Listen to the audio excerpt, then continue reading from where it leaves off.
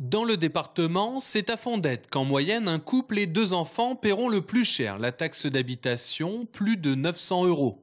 Au contraire, voici les communes en Indre-et-Loire où cette même famille paierait le moins de taxes d'habitation, autour de 200 €. À Tours, un couple avec 2 enfants paye en moyenne 280 € pour s'acquitter de la taxe d'habitation. C'est 11 € de plus en moyenne que l'an dernier, issu d'une hausse de 4 %. La recette prévisionnelle de cette taxe devrait rapporter 37 millions d'euros sur un budget de fonctionnement à la mairie de 200 millions. Ça ne fait pas partie des taxes dont l'utilisation est ciblée. En fait, il y a très peu de taxes pour l'État qui sont affectées. Il y a la taxe de séjour au tourisme, les amendes de police qui doivent permettre d'entretenir effectivement les dispositifs de sécurité routière, de voirie. Donc là, c'est l'utilisation par la commune pour le bien-être et le bien-vivre des habitants. Ça permet l'entretien des voiries, l'entretien des trottoirs, l'organisation de la vie en communauté autour de ces logements.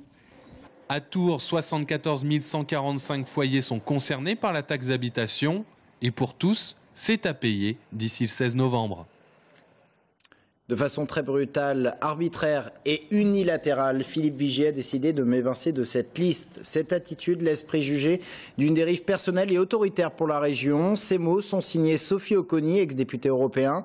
Sophie Oconi qui ne digère pas d'avoir été écartée de la liste pour les régionales.